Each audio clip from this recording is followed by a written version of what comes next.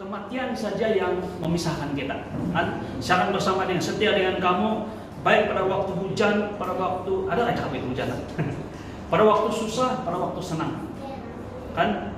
Saya tidak akan pisah, saya tidak akan meninggalkan kamu, saya tetap bersama dengan kamu, kan?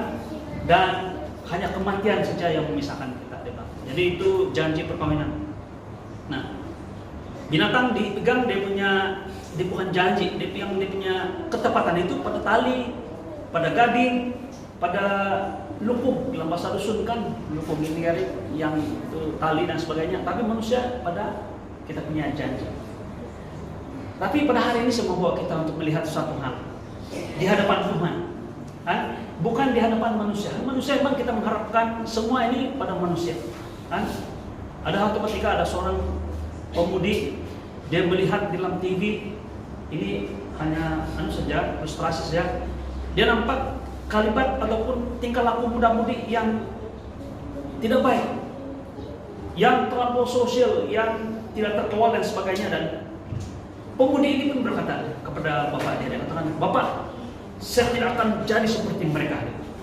Saya tidak akan jadi seperti mereka. Saya akan berjanji, saya akan tetap menjaga kekudusan saya. Saya tidak akan menjadi seperti mereka yang terlampau sosial dan sebagainya." Terus bapak dia cakap begini, "Anak, betul cakap itu. Saya suka sebagai seorang bapak, saya suka mendengar kau punya janji itu. Tapi saya beritahu kamu satu hal ya. Kalau kamu gagal, kata kau akan pilihan, kau berusaha. Bapak saya tidak akan seperti anak-anak muda seperti itu yang macam-macam lah kan kita boleh bayangkan. Tidak akan pernah. Tapi bapak dia katakan begini, anak, saya tahu kau berjanji dan kau berusaha dan melakukan yang terbaik supaya kau tidak buat jadi seperti yang kita nampak dalam TV ini. Tapi anak, saya mau dengarin, kalau kau gagal, bapak senantiasa sedia untuk menerima bapak kembali. Nah, jikalau kamu tanya saya pribadi, saya bagi begini. Kita sudah belajar tentang kasih karunia dan kemurahan Tuhan, amin. Kita sudah belajar dari kemurahan, kasih Tuhan dan sebagainya. Saya ambil kamu begini. Jangan cakap yang saya tidak akan menjadi seperti itu. Saya katakan begini. Dan seperti saya menyimpulkan, saya mau sampaikan pada pagi hari ini di peringkat awal dalam penyampaian khotbah pada pagi hari ini ataupun perkongsian pada pagi hari ini. Katakan begini, dengan kemurahan Tuhan, dengan pertolongan Tuhan, dengan kekuatan yang Tuhan berikan pada saya tidak akan seperti itu. Bukan kekuatan saya, tapi dengan kemurahan daripada Tuhan. By God's grace. Bersama dengan saya. Jadi saya percaya apa yang saya nyatakan ini praktikal ke semua kita mudah-mudahan. Malah orang kami seperti orang dewasa. Kami tidak berjanji untuk tetap baik. Tapi saya percaya bahwa dengan kemurahan Tuhan, dengan kekuatan dari Tuhan, saya akan jadi baik. Berpegang pada janji. Kan? Malah saya percaya jikalau kita sampai saat ini masih bukan hanya bernafas tapi masih bersama, kan? Maksudnya saya katakan dari ilustrasi tentang perkawinan, masih bersama dengan pasangan masing-masing bukan karena kekuatan kita. Hanya Tuhan, karena kemurahan Tuhan. Walaupun orang-orang di luar sana kan yang tidak ada Tuhan, mereka tidak tahu bahwa kalau mereka masih bersama itu adalah karena kemurahan Tuhan. Karena Tuhan menolong. Somehow Tuhan pulihkan hubungan, Tuhan memberikan kita hati yang lembut atau pasangan kita hati yang lembut untuk mengampuni dan menerima kita kembali. Kan? Semuanya karena kemurahan Tuhan. Amin. Mari kita lihat dalam Matius pasal yang ke-26. Sebenarnya dalam ayat firman Tuhan ini ada terdapat dalam Markus 11:14-26. Nanti kita lihat dalam Markus juga dan juga dalam Lukas, tapi kita lihat dalam Matius dulu pasal 26. Yaitu satu peristiwa mana Petrus menyangkal Yesus. Boleh juga nampak juga kan?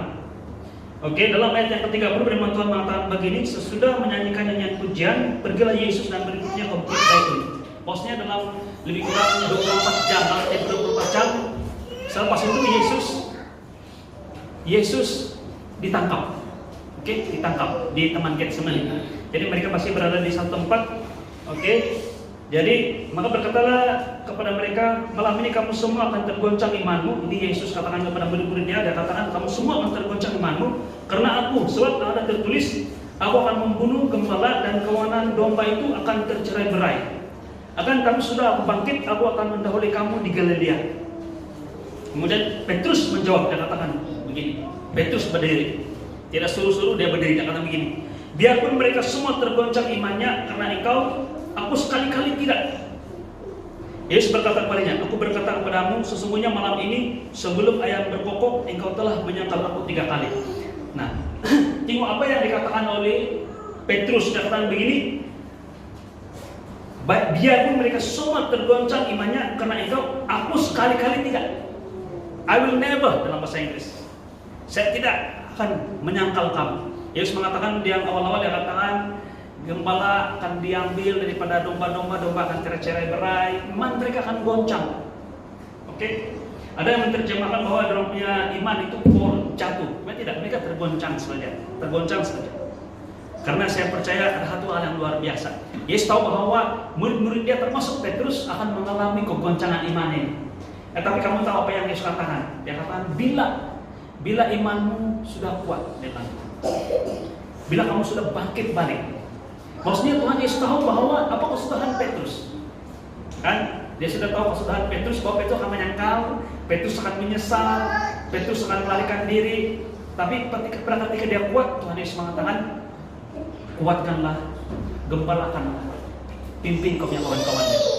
Ya, Tuhan Yesus tahu sudah bahwa satu hari nanti walaupun Petrus akan jatuh, tapi dia tahu juga bukan jatuh saja, tapi di ujung dia akan kuat balik. Petrus katakan, aku sekali-kali tidak menyangkal Yesus. Jangan, biarpun mereka semua, dia cakap lagi di depan-depan dia punya kawan-kawan, mereka bilang semua orang ini. Saya ingat si Yohanes, si Matius semua melihat Petrus tunjuk muka orang. Orang semua ini bilang tinggal kau, saya tidak. Dia bilang. Ini adalah kekuatan tekad Petrus. Nah, saya berkata jemaat Tuhan, kadang-kadang kita melihat bahwa bukan hanya pengajaran umum, tapi di mimbar malah juga kita belajar dalam dari waktu ke waktu tentang kekristenan kita, menuntut kesetiaan dari beda kita. Dan saya percaya ini bukan hanya tentang kesetiaan kita terhadap Tuhan, tapi juga terhadap janji, terhadap semua hal yang kita terikat sebagai salah satu pemegang taruh ataupun jaminan terhadap sesuatu, kan? Jadi kita berjanji sama ada sebagai sepasang kekasih, atau sebagai sepasang suami istri, atau sebagai seorang kaki tangan kerajaan dan sebagainya. Kami di kaki tangan kerajaan ada bukan hanya terikat dengan ketetapan dan peraturan, tapi kami ada satu pengistiharan, dipanggil aku janji. Ada aku janji. Jadi bila kami sudah sayang, aku janji itu di hadapan kota jabatan yang sebagai wakil daripada kerajaan, melanggar aku janji, kan boleh bila-bila dibuang kerja. Kan? Jadi kita dituntut memiliki sikap seperti ini, ataupun memiliki quality karakter yang seperti ini. Tapi Alkitab mengajar kita suatu hal, bahwa sebagai contoh Petrus ini yang mempunyai satu sikap yang sangat-sangat, saya katakan sini perkataan bahasa Inggris noble, satu yang paling patut dicontohi. Malah banyak orang yang berkhotbah secara langsung mengajar dan meminta jemaat supaya memiliki karakter secara langsung dalam kehidupan mereka. Yang setia, kan? Ada satu kali kami menyanyi di hadapan mimbar, pemuda-pemudi ramai-ramai, dan tajuk lagu ialah setia sampai mati. Setia-setialah, setia sampai mati. Kadang-kadang itu, kamu sudah tidak tahu. Kami yang senior sudah lama tahu lagu ini, lagu lama kita. Betul, itu satu yang Tuhan mau supaya kita setia. Seperti itulah yang paling terbaik yang boleh kita berikan kepada Tuhan. Tapi kamu mau tahu apa? Manusia cenderung gagal. Manusia cenderung gagal. Kita cenderung gagal, malah melanggar janji. Kalau tidak sepenuhnya, sebagian. Kan? Terus saya katakan bahwa jika ada dari antara kita di sini yang masih bertahan sebagai sepasang suami istri, contohnya masih berada di tempat di mana kita berada berdasarkan janji, bukan karena kekuatan kita, bukan karena kekuatan kita. Walaupun orang-orang di luar sana tanpa Tuhan mengakui ataupun klaim bahwa itu karena dia punya tekad, dia punya kekuatan dan sebagainya, tapi saya percaya kemurahan Tuhan. Petrus yang mempunyai sikap yang seumpama ini, apa yang Tuhan katakan di sini? Yesus berkata kepadanya, "Aku berkata kepadamu, sesungguhnya malam ini sebelum ayam berkokok, engkau telah menyangkal aku 3 kali." Sebelum ayam berkokok, engkau telah menyangkal aku 3 kali. Bukan 1 kali, 3 kali. Malah bukan hanya menyangkal, tapi dengan sumpah serapah, dengan maki hamu. Senang kau macam satu kumpulan dengan jurang ini tukang orang punya. Mana saya tidak kenal dia. Tidak menyangkal. Bila orang tanya lagi, tidak. Dan 3 kali bilang, mana saya kenal itu orang itu. Itu orang itu. Dengan sikap yang menyedihkan. Kalau saya akan Yesus sendiri. Dalam film Passion of Christ itu pengarah dia, si Mel Gibson dapat, dan pelakon dia itu si Bell, siapa namanya itu? Dia dapat menggambarkan betul situasi itu betul. Ketika Petrus menyangkal Yesus kan, waktu dia zoom muka Yesus, Tuhan Yesus daripada begini, terus dia tengok Petrus dan nampak bukan rupa, bukan air muka marah dong. Kau sangkal saya jaga kau. Tidak, tapi nampak muka yang penuh dengan kasih. Tuhan Yesus sudah tahu. Dia sudah bilang, sebelum ayam berkokok, kau sudah menyangkal aku 3 kali. Malah Tuhan Yesus berdoa. Dia bilang, iblis. Boleh kita lihat ini, Lukas ayat yang ke-31. Ini apa? Simon, lihat iblis telah menuntut untuk menampi kamu seperti gandum. Tapi aku telah berdoa. Dia bilang, Tuhan Yesus telah berdoa. Tuhan Yesus telah berdoa bahwa walaupun Petrus akan menyangkal dia mengalami krisis iman yang luar biasa, menyangkal 3 kali, tapi Tuhan Yesus telah berdoa in advance. Coba kamu lihat, jikalau itu Anda dan saya. Kadang-kadang kita waktu masih muda dan masih muda sekarang, kita sentiasa berjanji sama Tuhan. Atau sesama kita katakan, saya mau setia, tidak akan berubah dan sebagainya. Saya berdoa kita pada hari ini. Tuhan sedang mendoakan kita. Dia tahu di mana kesudahan hidup kita, sepanjang hidup kita. Kadang-kadang kita gagal, tapi Tuhan telah mendoakan kita. Dan saya percaya Tuhan Yesus telah berdoa, bukan hanya Petrus, tapi kita semua. Apa dia katakan sini? Aku telah berdoa untuk engkau supaya imanmu jangan gugur. Terus saya katakan bahwa ada terjemah mengatakan iman mereka gugur, jatuh. Tidak. Mereka mengalami kegoncangan tapi tidak gugur. Kita akan bahas ini yang gugur ini. Tidak akan gugur. Dia katakan, dan jika engkau sudah insaf, kalau sudah sadar, sudah insaf, kuatkanlah saudara-saudara. Tengok, Tuhan Yesus bukan hanya melihat dia bahwa dia akan pulih, dia insaf, tapi dia akan menjadi pemimpin dan menjadi berkat. Amin. Apa yang kita belajar pada hari ini adalah Tuhan Yesus memberitahu kepada Petrus bahwa walaupun dia tidak mampu, tapi Yesus memampukan dia. Jadi jangan kita katakan begini, saya menyimpulkan sekali lagi, kita tidak mengatakan bahwa saya boleh bersama dengan saya. Walaupun satu ketika dahulu kita disajikan dengan satu, saya ingat bagus juga itu slogan itu, memberikan minda positif untuk kita untuk berjuang dan sebagainya, dengan mengatakan saya boleh. Tidak salah. Sekolah kita di SMK Keningau juga mempunyai slogan, yaitu SMK Keningau jago, kan? Supaya mereka menjadi jago. Walaupun ada suara-suara di luar sana mengatakan, jagoan kampung, jago kampung sajalah. Tapi tidak apa. Itu menyiapkan pelajar semangat. Tapi anak-anak Tuhan, lihat ini. Kita katakan saya boleh bukan karena saya boleh. Sesuai dalam Filipi, firman Tuhan mengatakan bahwa saya boleh melakukan segala perkara, boleh bersama dengan saya, segala perkara, termasuklah setia kepada Tuhan, setia kepada pasangan kita, setia kepada janji kita, setia untuk tetap hidup dalam kekudusan, tidak melanggar perintah Tuhan, tidak melakukan dosa, tidak menyakiti sesama, tidak melakukan hal-hal tidak baik, bukan dengan kekuatan saya, tapi melalui Tuhan yang memberi kekuatan kepada aku. Amin. I can do all things through Christ who strengthen me. Kenapa? Karena Yesus telah mendoakan kita. Dia katakan begini, aku telah berdoa untuk engkau supaya kamu jangan gugur. Tuhan Yesus berdoa supaya kita jangan gugur. Dan siapa tahu kamu, kita tidak akan gugur. Bersama dengan saya. Semua yang percaya pada Tuhan Yesus pada hari ini, di ruangan ibadah ini, kamu tidak akan gugur walaupun kita mengalami banyak cabaran. Ingat ini. Tuhan tidak pernah membiarkan kamu, tidak pernah meninggalkan kamu. Dia katakan, berkata kepadamu Petrus hari ini, jawab Petrus ayat 3, dia katakan, Tuhan, aku bersedia masuk ke penjara dan mati lagi itu bersama-sama. Dalam Matius tadi bilang aku tidak meninggalkan kamu. Dalam Markus, di dalam Lukas dia katakan bahwa walaupun mati saya tidak akan meninggalkan kamu. Saya mau setia sampai mati. Tapi Yesus berkata kepadamu Petrus, hari ini ayam tidak akan berkokok sebelum engkau 3 kali menyangkal aku, bahwa engkau mengenal aku. Maksudnya dia sudah menyangkal Yesus 3 kali sebelum ayam berkokok. Ketika ayam berkokok dia sudah menyangkal dia 3 kali.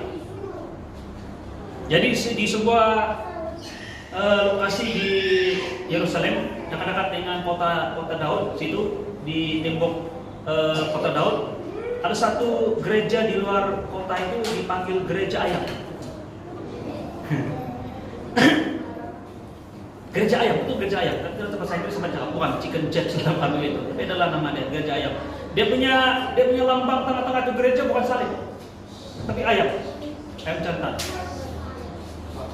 Karena ayam jantan itu yang kasih sadar si Petrus dia telah menyangkal Yesus 3 kali.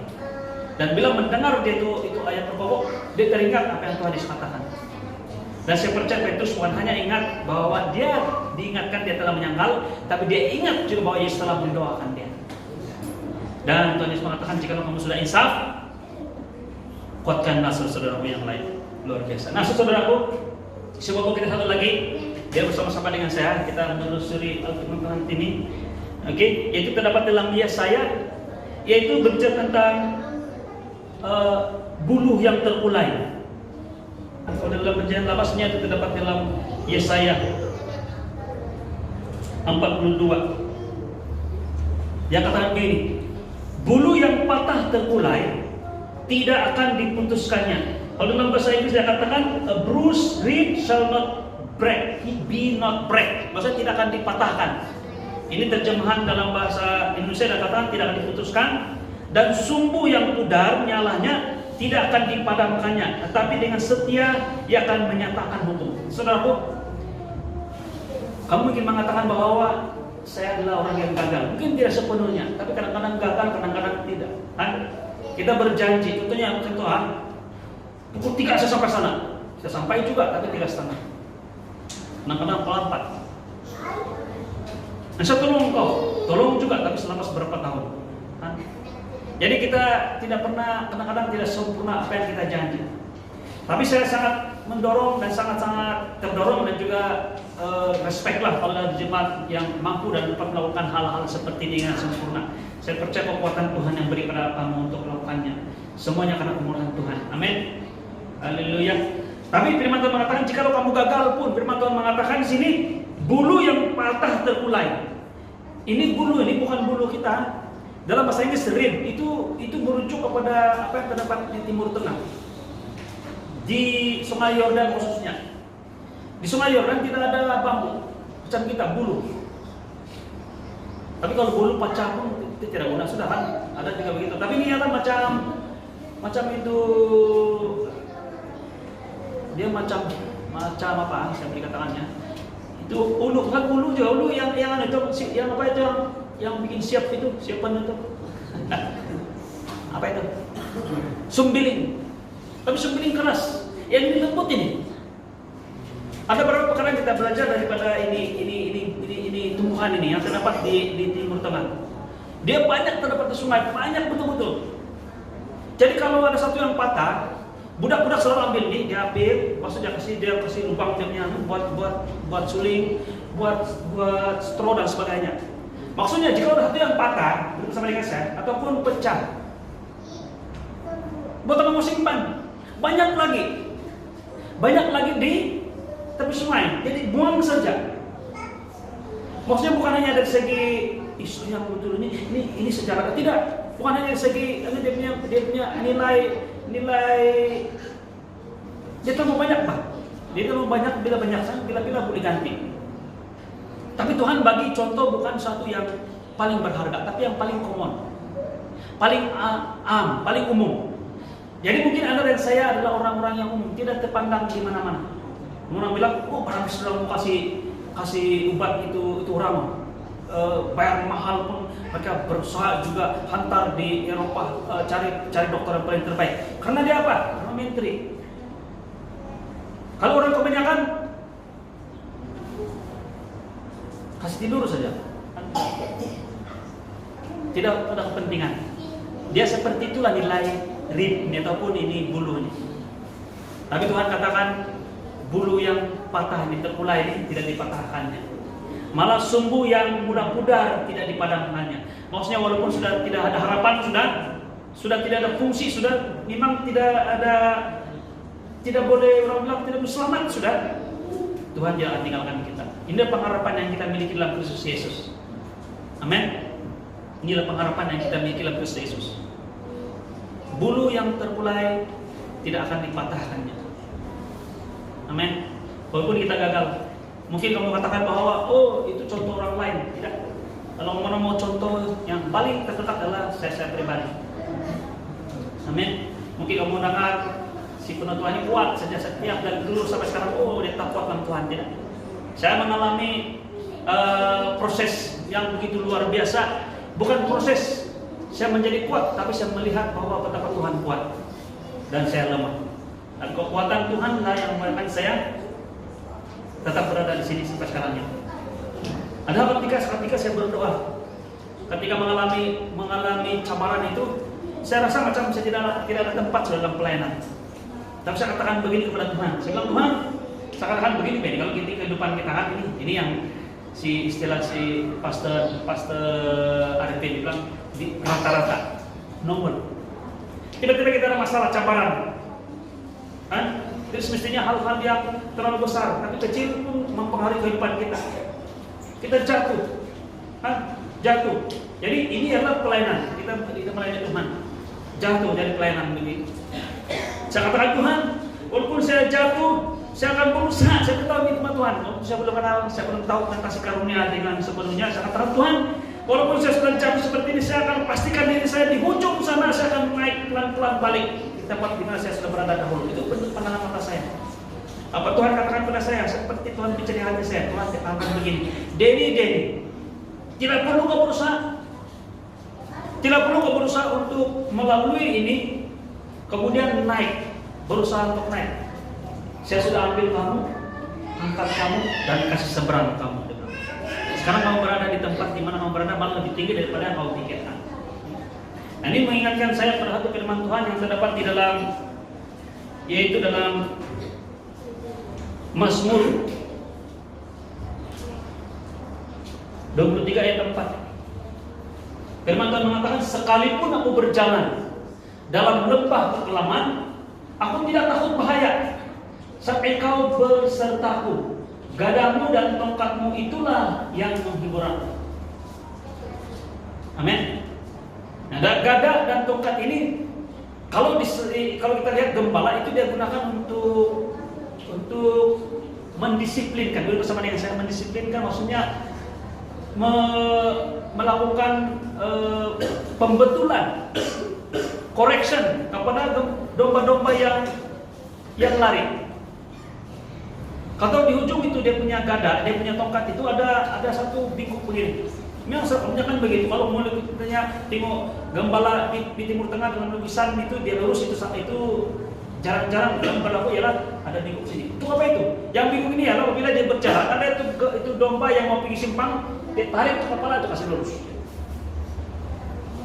Lepas itu kebanyakannya daripada benda yang berat, mungkin juga benda logam.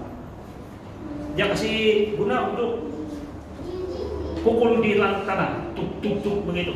Yang pertama bukan untuk menyakitkan itu menakutkan itu domba, tapi untuk menakutkan serigala dan sebagainya. Tapi dia punya bunyi itu menjadi panduan kepada domba untuk jalan menuju kepada gembala, terutama pada waktu malam. Ya katakan tongkat dan gadamu itulah yang menghibur aku. Bila dengar dia itu tongkat dan gada, maka domba merasa aman ataupun selamat. Saudaraku, walaupun aku berjalan di lembah kekelaman. Kalau kita lihat ayat yang sebelumnya begini. Kamu tinggal dari awal. Tuhan adalah gembalaku, takkan kekurangan aku. Tengok. Ia membaringkan aku di padang berumput hijau. Kemudian ia membimbing aku. Ia menyegarkan jiwaku. Ia menuntun aku. Semua Tuhan yang buat. Tapi pada satu ketika kita tidak mau mendengar apa yang Tuhan mau lakukan, kita mau jalan sendiri. Kita tidak mau ikut jalan Tuhan, kita mau jalan sendiri. Katakan, sekalipun aku berjalan, ini aku sudah bukan ia lagi, berjalan dalam lembah kekelaman. Tuhan tidak bawa ke lembah kekelaman, Dia mau ke jalan di rumput yang hijau. Kan? Di air yang tenang, itulah yang Dia pimpin kita, Dia bimbing kita. Tapi karena kita keras hati, kita mau juga sendiri, mau pergi jalan di lembah kekelaman, baru kau tahu. Tidak, di situ Tuhan juga ada bersama-sama dengan saya. Bulu yang sudah terkulai tidak kami patahkan. Sumbu yang sudah pudar, merah-merah masih padam dan tidak akan dipadamkan. Ini adalah satu pengharapan yang Tuhan beri pada anak saya. Amin. Mari kita lihat di dalam Roma pasal 5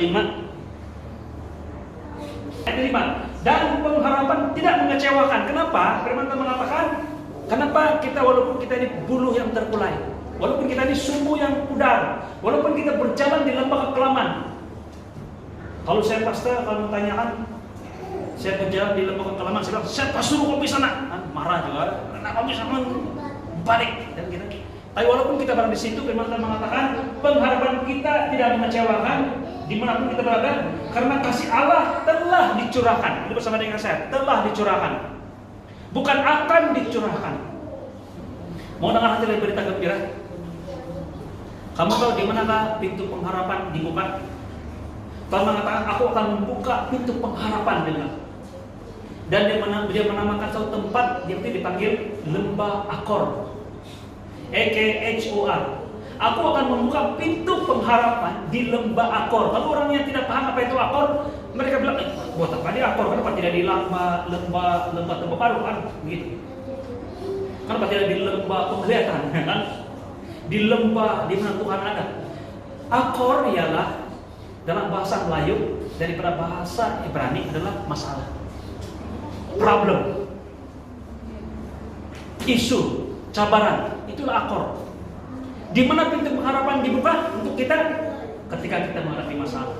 Saya berdoa kamu sekarang pada hari ini, kamu yang sekarang ada isu dalam diri kita, dalam keluarga, ataupun dalam masyarakat, dalam hubungan dan sebagainya.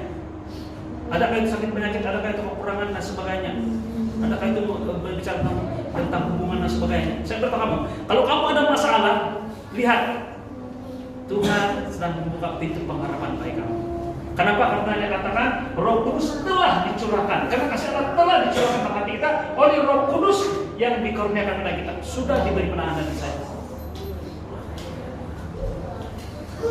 Kamu tahu apa maksud Allah hadir di situ?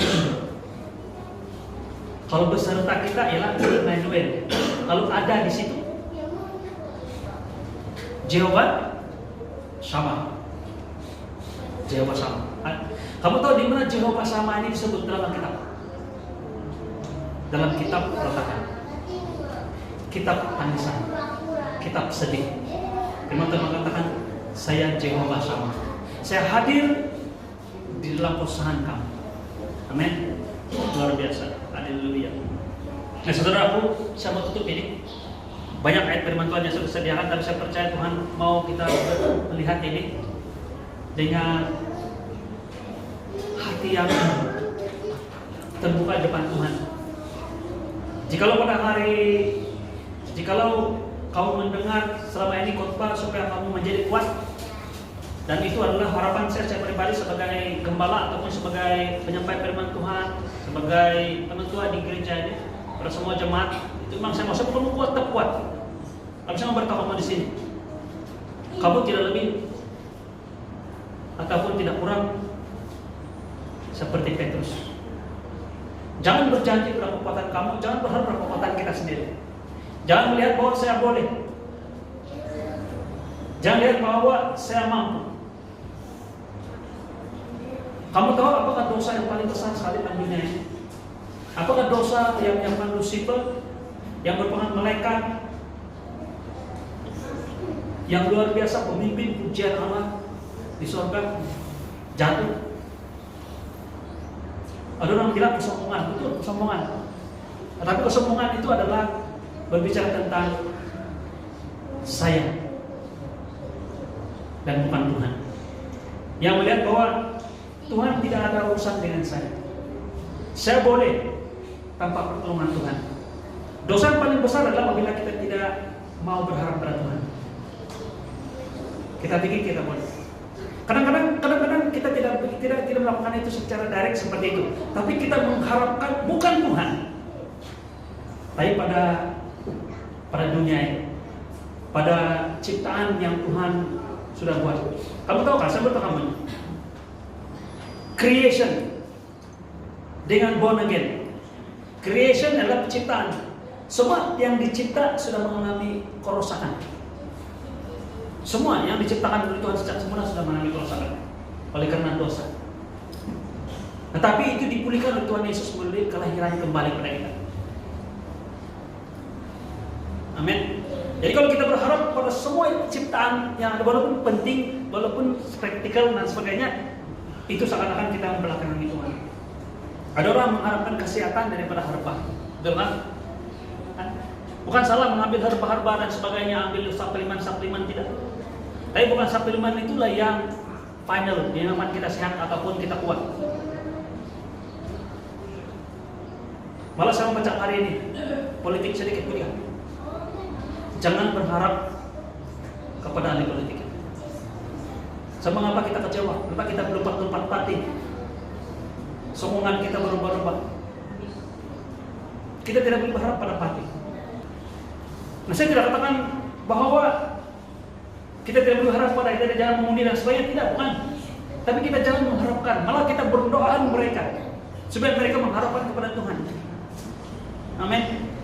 Saya mau beritahu pada jemaat Tuhan, jangan sehati kita menaikkan harga. Kalau kos kita 10 ringgit, Tuhan akan bagi kita 20 ringgit. Kerajaan kasih tiba-tiba kerajaan mungkin sistem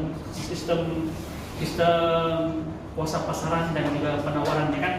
Market punya sistem. Nyapan harga barang naik 30 ringgit sudah, tidak masalah. Tuhan akan bagi kamu 60 ringgit. Basar lagi naik kasih 100 ringgit, jangan susah. Tuhan akan sediakan 200 ringgit untuk setiap hal. Tuhan sentiasa mencukupkan keperluan kita. Malah Bapa kita di surga tidak pernah tahu arti cukup. Yang dia tahu ialah 30, 60 atau 100 kali lipat. Itulah Tuhan kita. Saya mengajak jemaat Tuhan untuk melihat ini, bahwa bukan karena saya. Tuhan, saya mau setia. Saya mau setia sampai mati, ini bukan karena saya, tapi karena saya tahu Tuhan adalah setia. Kita lihat lagi sebelum kita lihat ayat terakhir, boleh? Dalam 1 Korintus, saya suka ayat 1 Korintus sama 7. Dalam 1 Korintus pasal 1 ayat 9 dia katakan, Allah yang memanggil kamu kepada persekutuan anaknya Yesus Kristus, kita adalah setia. Amin. Bukan karena kita setia. Kita setia karena kita respon kepada kesetiaan Tuhan Yesus yang mendahului kita. Sebagai ilustrasi, kalau kita menyeberang bersama dengan anak seberang sana, mana yang lebih meyakinkan? Anak ini gambaran tentang kita, Bapak adalah yang orang dewasa ini adalah Tuhan Yesus. Adakah anak yang pegang tangan Bapak atau Bapak yang pegang tangan kita? Anak ketika menyeberang, siapa yang anak kecil? Kamu harus sedang menyeberang. Jadi mau seberang ini sedang jangan sakit Pak, saya setia, saya akan pegang kau. Ini menggambarkan kita membaca tentang kesetiaan kita. Saya akan sampai di ujung. Betul Imam, boleh sampai. Mungkin boleh sampai, mungkin, maybe. Tidak 100%. Tetapi kalau Bapak yang pegang tangan, Imam berpegangan lah. Imam berpegangan. Apalagi kalau Bapak dulu ke tempat yang pegang sini kan. Tapi kalau Bapak yang pegang, confirm. Ini Bapak campin seberang lah. Jangan ya Bapak yang buta juga. Ini ilustrasi kita Bapak di surga. Jadi mana yang lebih meyakinkan, confirm sampai seberang? Anak pegang atau bapak pegang? Orang bilang berpegangan tangan. Boleh, betul juga. Tapi yang penting bapak bukan kesetiaan kita, tapi Tuhan kita yang setia. Amin. Dalam 1 Korintus pasal 10 13, minta maaf saya, yaitu pencobaan-pencobaan yang kamu alami ialah pencobaan-pencobaan biasa yang tidak melebihi kekuatan manusia, saat Allah setia, dia bilang. Maksudnya Allah yang telah, dia tahu sudah. Misal Petrus, dia katakan bahwa saya sudah berdoa untuk kamu supaya imanmu jangan gugur. Pencobaan yang dialami oleh Petrus itu luar biasa. Menyangkal itu sebenarnya kalau di hadapan Tuhan ataupun di dalam hukum 10, hukum Taurat itu adalah hukum dia mau. Karena bila dia menyangkal Yesus, dia melanggar hukum yang pertama. Jangan ada Allah lain, kan? Makasihlah Tuhan Allahmu dengan segenap hati. Dia menyangkal Yesus. Tapi Tuhan Yesus mengatakan, aku berdoa pada kamu supaya imanmu jangan gugur. Saya bertanya pada jemaat di Gogokan hari Penamudi, sangatkan begini.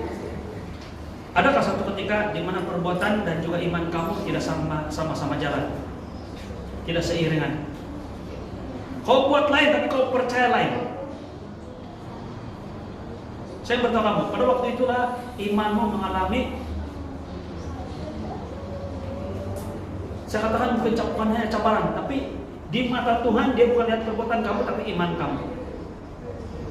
Tapi kalau imanmu dia katakan menimbulkan itu ketekunan, itu menimbulkan perseverance, tetap dan kuat itu. Akhirnya kalau mengatakan itu mengeluarkan buah-buah roh yang luar biasa.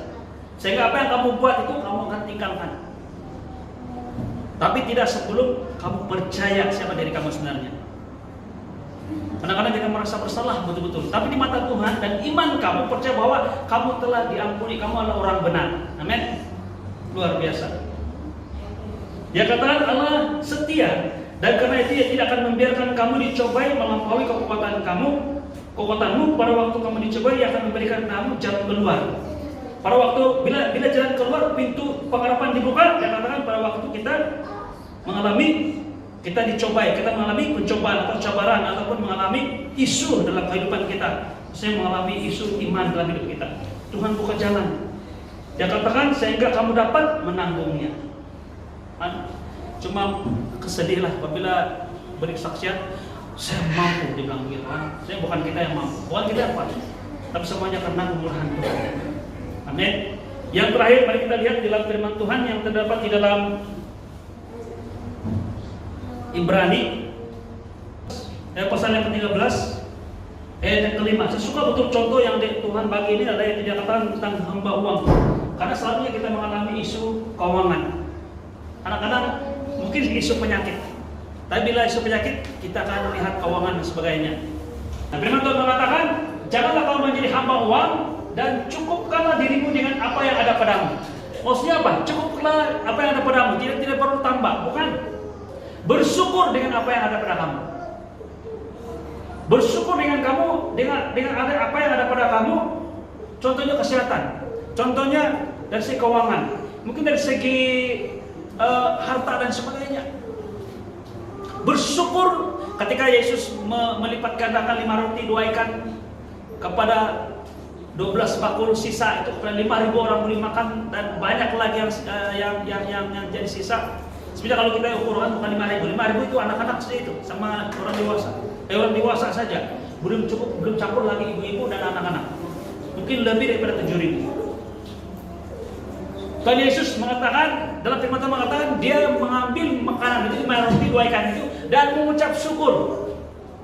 Bukan dia bilang Tuhan 5 ekor ini tidak cukup, bukan begitu, bukan komplain.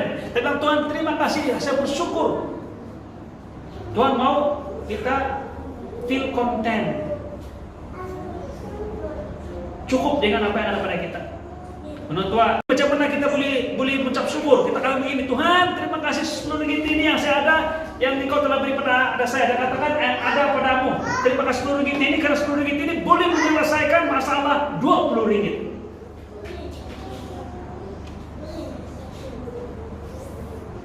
Boleh bersama dengan saya. Kita bersyukur dengan apa yang ada pada kita. Haleluya. Mungkin kamu tidak bertangkap apa yang saya sampaikan, tapi saya Roh Kudus akan memberikan kamu hikmat mengerti. Amin. Kamu perlukan begini, kamu perlukan 20 ringgit untuk menyelesaikan masalah kamu itu pada waktu itu. Mungkin menuntut 20 ringgit 200, oke, sana 2.000, oke, 20.000, apapun. Tapi kamu hanya ada 100 ringgit. Kamu katakan, Tuhan terima kasih 100 ringgit yang ada pada poket saya ini, yang sudah Engkau beri saya nampak safenya dan milik saya dan milik keluarga saya. Terima kasih 100 ringgit ini karena saya percaya masalah saya 200 ringgit ini boleh diselesaikan dengan 100 ringgit ini. Jadi kau persembahkan 100 ringgit ini, kau bawa. Tidak tahu kau bawa di mana, jumpa toke dan sebagainya, kau bawa dengan iman. Yang luar biasa, Tuhan bagi sisa lagi. Saya tidak tahu macam mana, tapi ada cara Tuhan. Kalau orang bilang, Tuhan macam mana itu? Saya pun tidak tahu, percaya saja. Firman Tuhan mengatakan, karena Allah telah berfirman, Dia beritahu. Kenapa? Karena kita memiliki sesuatu yang lebih daripada apa yang kita miliki. Bersyukurlah, dia katakan cukuplah dirimu dengan apa yang ada padamu. Kita bersyukur apa yang ada pada kita, satu biji handphone, duit dalam poket mungkin 100 ringgit, oke, berkat anak-anak orang, gitu kan, syukur, terima kasih. Karena bukan itu yang kita miliki. Tuhan sedang memberikan tahu kita bahwa actually sebenarnya kamu memiliki lebih daripada yang kamu miliki. Yaitu dia katakan, aku sekali-kali tidak akan membiarkan engkau, dan aku sekali-kali tidak akan meninggalkan engkau. Saya punya adik keluarga adalah 8 orang. Tapi saya diingatkan pada hari Tuhan mengatakan, kamu bukan 8 orang. Kita bukan 8 orang. Saya beritahu istri saya, kita 9 orang. Boleh bersama dengan saya. Ada Yesus di dalam keluarga, dan Dia adalah paling berharga daripada apa yang ada pada kamu. Aku sekali-kali tidak membiarkan kamu. Sekali-kali maksudnya never. Maksudnya double never. Tidak. Percaya bahwa Tuhan tidak pernah membiarkan kamu, tidak pernah meninggalkan kamu. Ada sudah mulai cakap ini. Tapi penonton aku tidak tahu, saya punya latar belakang saya ini bermasalah, ini berdosa.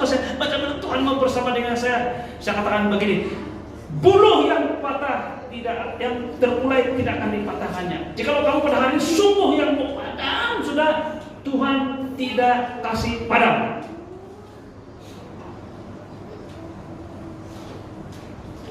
Tuhan bersama dengan kita. Apa yang masih ada pada kamu, Tuhan ini saya tinggal ada ini. Itu saya masih percaya kepada engkau. Bersyukur.